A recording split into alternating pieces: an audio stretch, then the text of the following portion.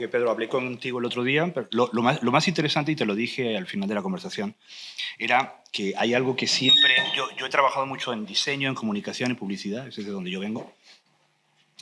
Pero lo que me llamó la atención en cuanto empecé como a investigar sobre vosotros es la página web. Tenéis una página web bastante excepcional que llama mucho la atención, porque incluso pequeñas empresas tienen páginas web hechas con... que se nota que es una plantilla, que es todo muy rápido y muy... muchas veces por la inmediatez, ¿no?, de tener que crear una empresa, pero la vuestra está meditada. O sea, se nota que los textos no son superfluos, las fotos están pensadas. ¿Y cómo surgió el tema de la página web? ¿Cómo lo habéis hecho? Porque se nota cariño, ¿no? Y eso es... Bueno, la página web en concreto surge un poco con todo lo que era el desarrollo del concepto nuestro de neoartesanía. Es decir, Perdona, ¿ese nombre lo habéis creado vosotros o alguien os puso ese apellido? Bueno, surgió, creo recordar, en la revista Architectural DJ. Nos hizo un reportaje hace 3 o 4 años ya y nos catalogó como neoartesanos. Nos gustó el término. Y a partir de ahí, la verdad es que fuimos, entre todos, dándole forma al significado de ese término. Okay. Entonces, no ha sido dentro de ese término. Una de las cuestiones que teníamos muy claro en el modelo de negocio nuestro era de que nuestros productos teníamos que comunicarlos directamente al mundo. Entonces, ¿y cómo surgió la página web? Porque la página web pues directamente captando talento. En el caso del diseño, tiene que entrar por el ojo a alguien especial. Y en este caso fue Damián de Leblum, al cual se embarcó con nosotros pues, prácticamente desde hace 4 o 5 años y empezamos a trabajar con él, que era un apasionado de todo lo que era artesanía, tradiciones, y también estaba un poco apenado porque se estaba perdiendo todo. Entonces vio en el proyecto una forma en donde se podía recuperar artesanía y se involucró. Y a partir de ahí conectamos rápidamente porque tenemos muy claro en cuanto a que el diseño es fundamental, hablar con un diseño actual. No, yo he visto que también tenéis un blog, supongo que es para posicionamiento, Correcto. SEO y todo lo Ya demás. después lo demás son técnicas en donde utilizamos un marketing básicamente de atracción. Sí. O sea, quise empezar con esto porque es algo que yo siempre veo que falta en muchas empresas pequeñas que empiezan, no solo artesanos, sino empresas pequeñas, es no saber comunicarse al mundo. O sea, obviamente está el aspecto técnico de, oye, ¿cómo me encuentra Google? ¿No? Que eso ya es mucho más específico, pero el que cuando alguien te encuentra, o sea, que le sorprenda porque se nota que le has dedicado tiempo y cariño, ¿no? Entonces, vosotros claramente sois... Ellos hacen azulejos y de barro cocido, suelos y azulejos de barro cocido, ¿no? Correcto. Pero lo interesante es que estáis como a medio camino, o sea, sois artesanos, pero me decías que vosotros teníais unos partners, o sea, háblame de esta asociación.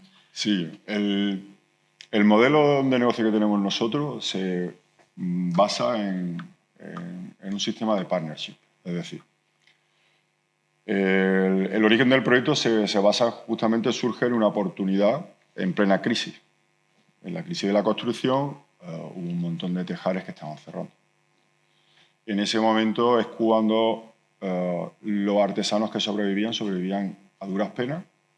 ¿Y tú te incluías dentro de...? No, yo en ese momento no estaba incluido dentro. Surgían y sobrevivían a duras penas. Sí.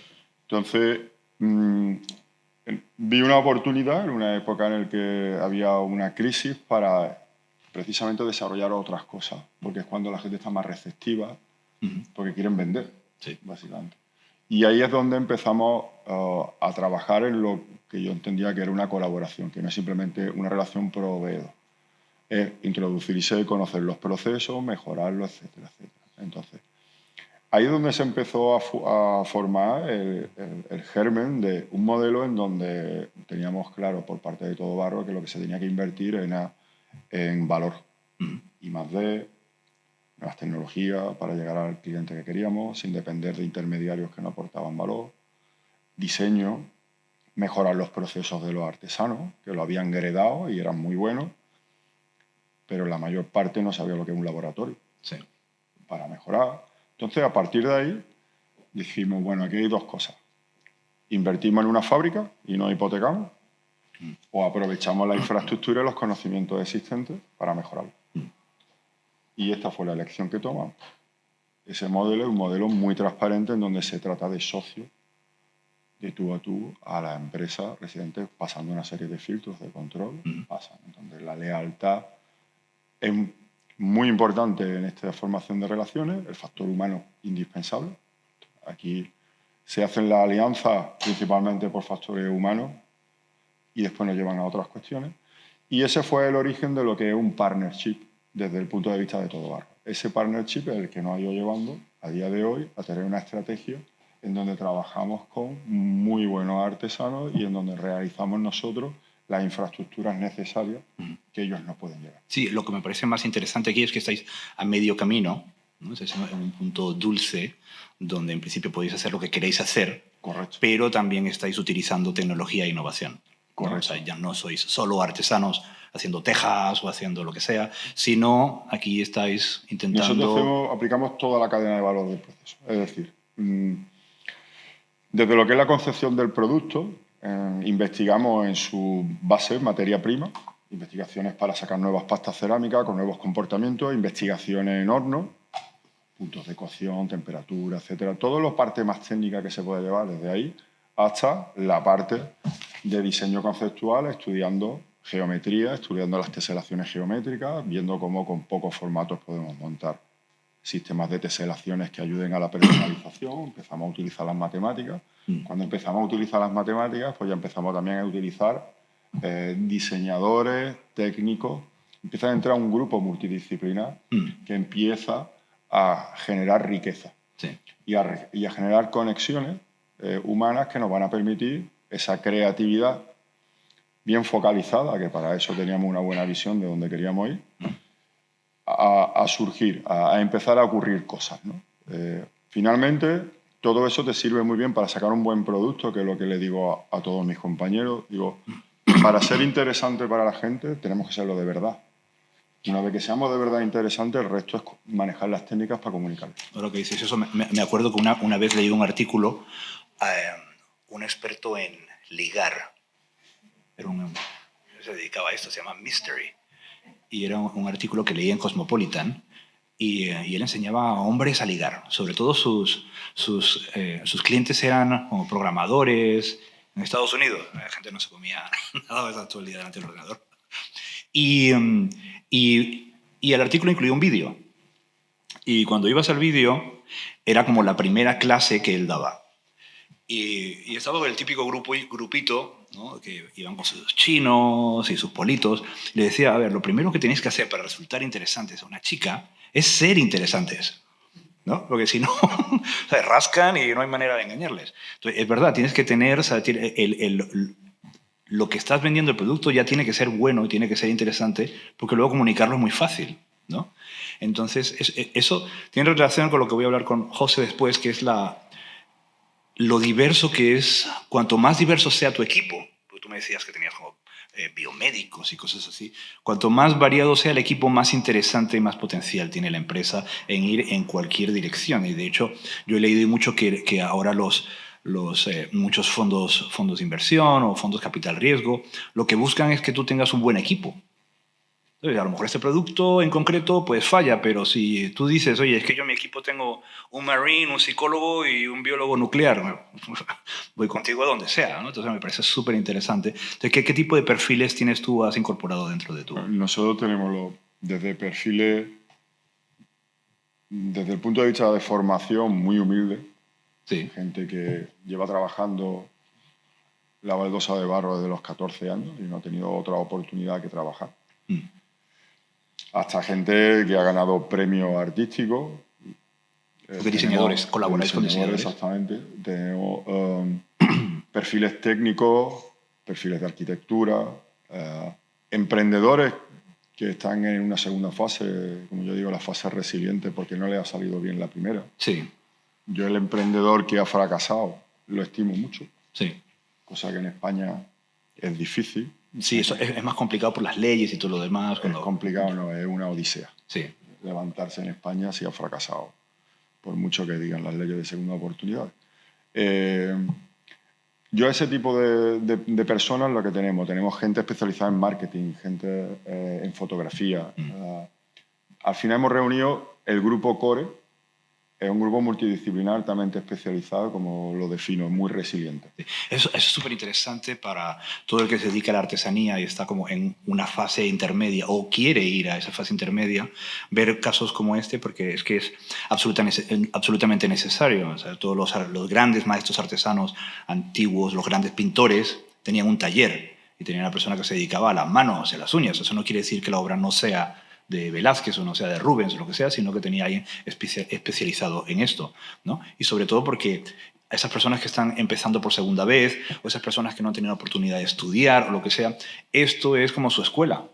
Es una manera de que ellos realmente se empapen y muchas veces ya solo tienen la técnica, pero les falta el valor, ¿no? Y muchas veces lo que hay que es ver un caso de éxito para que te animes a hacer cosas. Entonces, en España, por ejemplo, la gente joven está bastante huérfana de modelos a seguir, mientras que en Estados Unidos y en otros sitios es bastante más común, ¿no? Que veas gente muy joven haciendo cosas y a veces lo que le falta a las personas es simplemente atreverse, ¿no? Es como los niños de hoy que lo tienen todo claro y dicen, yo quiero ser youtuber. Obviamente les faltan muchísimas cosas, pero ellos tienen ya una idea clara, porque han visto un ejemplo de alguien que lo está haciendo y se está forrando y se compra una mansión y se va con otros youtubers y viven unos modelos de negocio absolutamente raros, extraños, pero que, oye, lo permite la tecnología, lo permite la innovación, lo permite sobre todo estar en contacto con gente que es muy diferente a ti, ¿no? Lo más interesante de las cosas más interesantes, del término más interesante del otro día que hablaba contigo, tú hablabas de la Casa Andaluza 2.0. Sí. O sea que ya estás utilizando una terminología que es casi tecnológica, ¿no? Sí. Con lo cual ahí se nota que ya estáis como pisando, ¿no? Estás haciendo esa transición hacia cosas muy interesantes, ¿no? Donde todo es posible. Háblame de la Casa Andaluza 2.0. Bueno, aquí cuando junta gente muy creativa, que en el caso nuestro, y gente con una actitud muy positiva y muy entusiasta, el principal problema que puede encontrar principalmente es el foco. ¿El? El foco. Digo, yo he vivido durante mucho tiempo lo que es creatividad dispersa y eso es horrible, porque al final genera nada más que frustración. Y eso a nivel anímico es bastante difícil de remontar. Es como la electricidad, ¿no? Ves algo ahí que está como vibrando y dice, si no lo canalizo, eso no sirve para nada, ¿no? Entonces, se consume en sí mismo. Necesita buscar un foco. Sí. Entonces, nosotros, el foco, esto no ha sido flor de un día, se va haciendo trabajando. El foco un foco con fuerza, tiene que venir con algo que te haga levantarte todas las mañanas y que no sea simplemente el dinero. Porque como ya he comentado anteriormente que estaba con Begoña, le decía, digo, bueno, el dinero no te va a compensar el tiempo perdido cuando has fracasado. Eso ya pasó. Sí. Tiene que haber algo más fuerte. Entonces, en el caso nuestro, el grupo que hemos formado tienen muchos puntos en común, pero hay uno principal que es la pasión que tenemos por la naturaleza. Sí. Y estamos metidos en una empresa de cerámica. Dice que tiene que ver una cosa, pues tiene que ver mucho. Digo, nosotros tenemos un foco puesto en la construcción de un tipo de casa, que tenemos perfectamente ese borrador con esa brújula en donde va dirigiéndonos hacia esa casa. Pero eso, donde vamos a crear... ¿Lo dices metafóricamente o literalmente que tenéis un prototipo de una maquetita de la casa? Ahora mismo es metafóricamente. Ok, vale. Tenemos esa casa y en esa casa lo que tenemos muy presente que tiene unas connotaciones especiales en donde se rescata, es una casa donde se rescata la biodiversidad. Donde lo que primero existe es una abundancia de vegetación y una optimización de los recursos y en donde esa casa es una generación de vida de avifauna del lugar. A partir de ahí, todo lo que nosotros vamos desarrollando tiene que tener cabida en esa casa. ¿Esto tiene que ver con las islas de biodiversidad que me comentaste? Y esto... Correcto. Entonces, viendo eso, hay una de las cuestiones que dentro de la creatividad nos tenemos que... Una cosa es la visión que tenemos y después tenemos que ponernos metas concretas que nos permitan, de alguna manera, esa brújula que tenemos e ir marcando un GPS. Porque realmente no hay una línea recta hasta esa visión. De hecho, la visión es borrosa y se tiene que ir definiendo. Y eso lo vamos haciendo con pequeños objetivos. Entonces, el principal objetivo es, vemos vegetación, vemos biodiversidad. Hemos plantado plantas que digamos que es una isla de biodiversidad. Yo he leído, yo he hecho... No, vamos a hacerlo. Eso me parece interesante porque una de las cosas en las que a veces falla, yo conozco muchos artistas, yo también hago diseño, lo peor es no tener un objetivo. No plantearte, antiguamente los artesanos lo que tenían era, porque los artesanos antiguamente sí, habían unos que fabricaban objetos que eran útiles, pero en el momento se bifurca el arte y la arquitectura, es cuando, por ejemplo, la arquitectura, la escultura y la pintura, por ejemplo, ya se convirtieron, eran más duraderas, tenían una especialización técnica, pero sobre todo se convirtieron en vehículos de información de los poderosos. Había un príncipe, estaba la iglesia, estaban los gremios, que también encargaban proyectos, y les daban a ciertos maestros artesanos un objetivo. Entonces ahí ya cambiaba la dimensión de lo que es ese artesano original que hace algo funcional. Entonces hay que tener objetivos, entonces, sean externos o los más difíciles, que son los internos. A mí me gustaría pues, hacer que mi chaqueta háptica haga otras cosas, ¿no? A mí se me ocurre, porque si alguien tiene alguna pregunta, por favor, puede hacerla. Cuando hablaba con José, yo estuve investigando y su chaqueta es una chaqueta que tiene electrodos, ¿no? Entonces, los electrodos te activan los músculos. Y tú tienes unas sensaciones físicas que hacen que sea más inmersivo la experiencia del juego, ¿no? Pero entonces ya yo como creativo, claro, se me ocurren muchísimas otras aplicaciones, ¿no? Yo, por ejemplo, digo, oye, si tengo un bebé, y el bebé va a hacer algo ahí, va a comerse algo, y le mando un chispazo al bebé o al perro, lo que sea. Es que simplemente el hecho de poder hacer brainstorming es como, yo creo que es súper importante, o sea, no estar solo focalizados en, oye, esto es lo que me gusta, yo me puedo expresar, entre comillas, con mi oficio, sí, pero el ser humano tiene una capacidad de inventarse cosas, y como dice el filósofo Marina, tiene la capacidad de imaginar un futuro y desde ese futuro seducirse a sí mismo, ¿no? Que eso es muchas veces lo que falta a la gente que se queda atrapada en hacer algo muy concreto. Entonces me parece súper interesante lo que dices. Entonces, dentro de esos objetivos, ¿qué otros tenéis? Nosotros hemos empezado desde el punto de vista de la vegetación con islas de biodiversidad. Que no parece lógico siendo una empresa de barro. Es decir, nosotros estamos vendiendo pavimento y dicen, bueno, ¿y qué conexión tiene con la isla de biodiversidad? Tiene porque la cerámica, el agua y la vegetación hace unas cosas muy interesantes, que es el efecto evapotranspirador. Sí, porque podemos rescatar cuestiones como el efecto botijo y demás. Entonces... tiene que ver conceptualmente. Claro. Entonces estamos hablando de refugios bioclimáticos, de cambios bioclimáticos. Digo, pues claro, lo ideal es empezar a estudiar primero.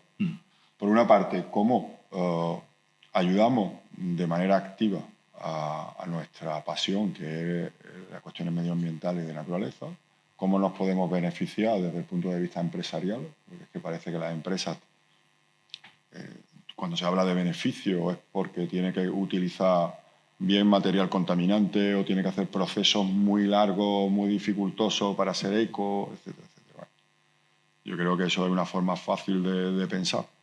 Lo único que es que la mayor parte de la gente no piensa la parte difícil de cómo llegar a ser eco o cómo hacer algo que sea beneficioso, porque sencillamente lo fácil y económico está al alcance. Sí. No, y además yo creo que cuando la gente piensa en barro o en azulejos o algo así, lo asocia a construcción. La construcción se asocia a vertedero, cuando coges materiales, los tiras de cualquier manera, al cemento, que es muy contaminante. Pero el barro también tiene aplicaciones súper interesantes que yo he visto en Internet, que son, por ejemplo, sistemas de refrigeración, que cogen unas como vasijas huecas o algo así, y cuando pasa el aire se refresca. Correcto, eso es un efecto bioclimático que ocurre cuando se conecta agua, cerámica y viento. Sí. Que se va poniendo. Entonces, la cerámica en sí mismo tiene unas cualidades muy interesantes. La cerámica, cuando se degrada, no pasa nada. Se incorpora y además es un elemento... Incluso aunque tenga esmaltes y todo lo demás. Sí. Ahí los esmaltes, ya hay esmaltes que no tienen plomo ni que tienen ningún tipo de material contaminante. Sí. Para eso no hay ningún tipo de problema en ese sentido, pero que creo que es insuficiente simplemente con ser un producto eco. Digo, hay que llegar un poco más allá. Nosotros intentamos acuñar el término también de empresa consciente, Dice que es una empresa consciente. Para mí una empresa consciente es aquella empresa que se rige por patrones de economía circular, que debería de ser obvio para hoy en día para la mayor parte de las empresas. Sí. Tiene un producto que es sostenible, por ende, pero también digamos que tenemos que como empresa aportar un extra a la sociedad, no simplemente que nuestro producto eco. Yo puedo mandar mi producto eco y ver y ser testigo de la extinción del nazareno aquí en las costas de La Reja. Entonces yo como empresario malagueño, ese tipo de... me parece triste en todos los sentidos. Es decir, no, queremos ser una empresa que divulgamos, que es concienciación ecológica y demás, sin embargo miramos para otro lado. Sí. En el 99% de los casos, o cuando sale algún documental que ha ocurrido una catástrofe ecológica en tal sitio. Y no somos presentes de lo que nos está ocurriendo aquí mismo.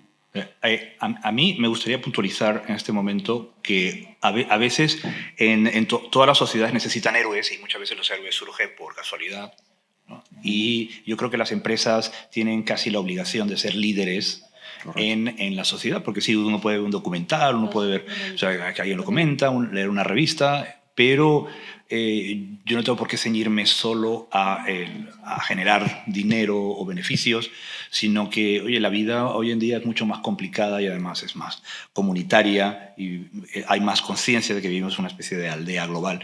Y muchas veces, como tenemos tantos impactos al día de todo, es importante que esos impactos también sean de héroes, empresas, ¿no?, que toman una postura firme, clara, más allá de lo que fabrican o hacen, ¿no? El servicio. Bueno, eso en el fondo está planificado y es una estrategia de diferenciación. Sí. Por ejemplo, o sea, se puede integrar perfectamente dentro del business plan. Lo único que hay que tener es un foco claro, tener una visión de hacia dónde va a ir, cuál es la filosofía de esa empresa y empezar a que la creatividad surja. Pero en el fondo lo que hay que transmitir es ser auténtico. Yo tengo muy claro, y en todo nuestro proyecto nosotros intentamos transmitir autenticidad. Es decir, no somos ni los mejores, cometemos errores, todo eso también hay que transmitirlo. Sí. Un error o un gran problema, surge una gran oportunidad para que no vuelva a ocurrir y se introduce una mejora. Sí. Sí, muchas veces simplemente el pensar sobre nuestro propio proyecto nos lleva a encontrar soluciones muy sencillas, pero que jamás se nos hubiera ocurrido en un primer momento, ¿no? Correcto. Ayer Fernando hablaba de una frase del fundador del OEB, creo que era "lujo es verdad". Algo que parece muy sencillo, pero es que al final pues el lujo es una artesanía muy especializada, que tiene una trayectoria y que tú lo haces con una vocación de durar, ¿no?, de marcar un momento, que es más o menos la misma idea. Es diferente, es verdad, pero para llegar a esa verdad tú tienes que pensar mucho, pero es que tienes que dedicarle un tiempo pensando de esa manera objetiva, ¿no? Dentro de esta idea que estás diciendo, me gustaría que nos comentaras... porque en la página web decís que para que las tradiciones sigan vivas hay que adaptarse al momento que vivimos, ¿no?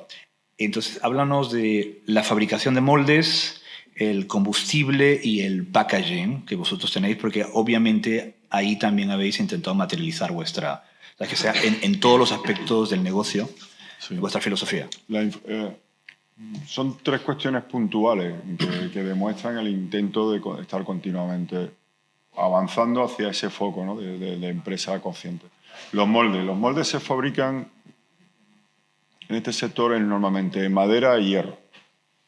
¿Qué ocurría? Cuando empezamos a introducir formatos geométricos complicados, curvilíneos, etcétera. Porque vuestros azulejos son como una especie de mecano. Correcto. ¿No? Que incluso puedes jugar diferentes colecciones, combinarlas. Efectivamente. ¿No? Es un sistema en donde todas las formas y las medidas tienen un porqué. Nosotros podemos llegar a crear innumerables combinaciones, nada más que con las piezas que tenemos. Sí. Las que tenemos en catálogo es una mínima parte. Lo que llega a continuación será que al final el usuario empieza a jugar con lo que es matemática, geometría, y se puede hacer su propia combinación de teselaciones en color y demás. Eso es parte de la experiencia de personalización, de introducción de lo que es la nueva tecnología que empezaremos a realizar para final de año. Podrías Eso ya empezar a estaba hacer incluso un planificado. juego de niños, ¿no? Que los niños se vayan acostumbrando. Una especie de Lego. De ¿no? hecho, Los niños- hicimos en su momento, al tener tantos proyectos de creativos, uno tiene que ir priorizando de una manera u otra. De hecho, es un juego donde lo que tenemos es a escala todo el sistema de piezas y lo que se abre son varios planos para jugar. clientes, para que los clientes jueguen. Exactamente, y entregar ese set de piezas, pues se ha cogido una teselación X que es complicada. En 20 minutos Y quieres regresa. verla en varios colores, pues se te hace el juego de piezas, se te introduce, se te manda y puedes tener el estudio, el juego de piezas para jugar. Eso es divertido porque yo conozco yo estudié arquitectura, conozco muchos arquitectos y lo que haces es un render y se lo envías al cliente y esto es lo que yo he decidido que se hace, ¿no? Pero esto obviamente es mucho más interactivo y tiene más que ver con esos proyectos urbanísticos donde se abre el debate y se abre una caseta y el público está 3 meses ahí dando opiniones y luego los urbanistas toman eso y lo empaquetan, ¿no? Como una solución final. Pero esto me parece muy divertido. Bueno, al final es intentar, primero, transmitir el material que tenemos, porque es un material físico, Sí. al fin y al cabo. Sí. Entonces, las muestras y este tipo de cuestiones es fundamental para que conecte con la diferenciación del producto. Sí. Porque si no, te lo va a juzgar por una fotografía, que está muy bien, pero la fotografía o el O vídeo es una el primer infografía. contacto. Sí. Es primer contacto. Nosotros tenemos que corroborar ese contacto, esa buena sensación con muestras físicas. Sí. Una vez que tengamos esa muestra física, es el calor humano, ya del equipo nuestro, el que atiende y solventa todas las dudas de toda la cadena de valor del proceso. Sí. No es que te venda el producto, es cómo tienes que instalarlo y cómo tienes que mantenerlo. Sí.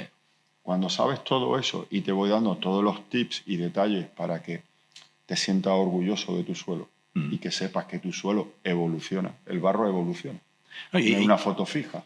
No, y ahí además hay algo interesante que es que tú al tener bueno, cuando lo tengáis, ese juego o lo que sea, ya haces partícipe al cliente de una manera y el cliente tiene una historia que contar también, ¿no? Y entonces me dice, oye, dame el juego que lo enmarco y lo pongo para que la gente vea que lo hice yo solito. Al final en todo esto subyace algo, es decir, nosotros no hemos especializado en intentar contar nuestra historia. Bien. Sí, eso todo donde vamos, eso es una lección súper a todos importante. mis compañeros siempre decimos lo mismo. Sí. Dice, estamos siendo testigos de nuestra propia película. Sí. A todos nos gustan las películas de héroes, de tal, Sí. de superación. Está muy chulo, digo, pero hay que ver la parte que cuando uno lo vive, Sí. los problemas y todo Sí. este tipo de cuestiones no es nada agradable. Entonces, cuando llegan, que seamos testigos de que estamos en una fase de crecimiento, una fase donde hay mucho challenge, hay muchos problemas que se van a permitir, digo, pero que somos protagonistas de nuestro propio curso. Eso es muy importante. En este desarrollo que habéis tenido, obviamente todas las empresas se equivocan, cometen fallos. ¿Hay alguno así que tú recuerdes? ¿Alguna cagada? Esto, Con producto artesanal, siempre anualmente hay un proyecto que se sale rana o que algo... que no ha salido como esperábamos y inmediatamente se ponen todas las soluciones, primero para que el cliente esté satisfecho. Sí. Eso es lo fundamental. Entonces, porque un cliente insatisfecho con el producto, que tú eres capaz de revertir la situación, va a hablar muy bien de ti, o estadísticamente habla mucho mejor. Sí. Que un cliente que no te ha dicho nada y dice que el producto cumple las expectativas. Entonces, cuando somos capaces de, ante una situación difícil, de decir, Dios mío, de mi vida lo que ha pasado. Convertirlo en una jugada de gol. Exacto. Sí. No, hay una anécdota de Salvatore Ferragamo, me parece, que es cuando pierdes una clienta, no pierdes una clienta, pierdes un grupo de señoras tomando el té un domingo por la tarde, ¿no? Eso es lo que tú pierdes, o lo que ganas, ¿no? Porque, sobre todo, incluso en el mundo de la arquitectura, yo conozco muchos arquitectos que en Madrid. Al final es todo recomendación, sí, tienes como no sé cuántos catálogos de muestrarios, de materiales, y al final, oye, ¿conoces a alguien que hace no sé qué? Sí, llama a este o a este carpintero o lo que sea, pero al final, aunque tienes todas las opciones en Google y tienes catálogos que te ha dejado todo el mundo, al final es una pregunta que le haces a un colega. Yo sé que, por ejemplo, en el Corte Inglés, que es una empresa muy grande, cuando tienen que hacer una reforma o algo así, oye, preguntan en el departamento, oye, ¿quién conoce a un arquitecto de interiores? Pues funciona así. No hay nada como la recomendación. Pero volvamos al tema de para que las tradiciones sigan vivas, hay que adaptarse al momento que vivimos. Estamos hablando de la fabricación de moldes, combustible y packaging. Correcto. Los moldes, pues por ejemplo, los moldes nosotros lo hacemos con impresora 3D, con plástico biodegradable. ¿Impresoras 3D que tenéis vosotros o que encargáis? No, Vale. de primera hora siempre lo mismo. Estamos en la economía del uso. Sí. Todo lo que puedas, de alguna manera, llegar a un acuerdo para usar, pagar por uso, mejor. Sí. Porque después la tecnología evoluciona de manera muy rápida y tiene algo obsoleto. Y que sea mejor Es el mejor que esté especializado y que se recicle en su propio... especializada en los que le vas pasando los parámetros que necesitas, Sí. llega a un acuerdo de partnership y ellos te pasan. Sí. Entonces, ese know-how no necesito incorporarlo inmediatamente en mi empresa. Lo incorporaré más a futuro, Sí. cuando esté consolidado el modelo, pero en los principales Sí. no me interesa. Pues un desafío. ¿Y para qué plástico biodegradable cuando esto es más fácil? Plástico biodegradable, porque hay que hablar mucho más. Sí. Menos biodegradable y ya está, ni reciclado ni nada. Vamos a intentar eliminar lo que sea. ¿Y el plástico biodegradable, perdona, es con Sí. hongos o cómo lo hacéis? Ese tipo de... Bueno, es un tipo de polímero que nos trasladan a nosotros de que es biodegradable. A partir de ahí, con el certificado, la composición y nada, yo ahí ya corto. Cuando Vale. nos han dicho y nos han asegurado de que eso se hace biodegradable, nosotros. No obstante, ese plástico nosotros, cuando ya no tiene uso, va al contenedor Sí. del reciclado. Te lo digo porque Que es otro tampoco proceso. es que se vaya tirando esto, tíralo ya. por ahí porque es biodegradable. Bueno, si Ya, pone ya. certificación para la composición, ya ahí no entro. Pero sí fue la obsesión de tener, mira, utilización de impresoras 3D, porque sacamos movimientos curvilíneos Sí. y formatos complicados Sí. que favorecen el tema del antideslizante. El tema del packaging, de primera hora, bueno, las primeras cajas que enviábamos nosotros de muestra, las enviábamos reciclando cartones del mercado. ¿De Mercadona? Sí, sí, sí. O sea, que iba con el La logo. caja de cartones, Iba con- y entonces lo que teníamos era el packaging de fuera. Bueno, pero al principio no teníamos ni para comprar cajas. Entonces Sí. lo que hacíamos era Le pintaba dábamos encima la el logo. vuelta a la caja, Ah, bueno. nos tirábamos para hacer una caja, pues ya te puedes imaginar, para que quedase perfecta, preciosa, con papel de craft, aquello era tal. Y un día me dice un amigo, pero no, los clasificadores ya intentaba, un día me pilló haciendo para que no se viese que era un clasificador de caja de leche y el otro de no sé qué. Y me dice, oye, qué chulo, qué bien pensado está, así la gente ve que es reciclado.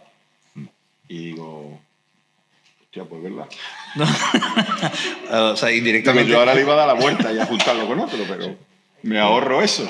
No, así es que soy muy auténtico. No, pero Digo, oye, me convenció. es que y- estás enviando el mensaje de manera más rotunda. Sí, pero para que veas que no todo está planificado, pero cuando va en esa orientación ya empiezan a aportar la gente ideas. Y nos lo dijo, dice, pues lo de la caja de leche y lo otro de que es chulísimo. Cuando te lo abre la gente, dice, bueno, pues empezaron a felicitarnos gente con el tema del packaging.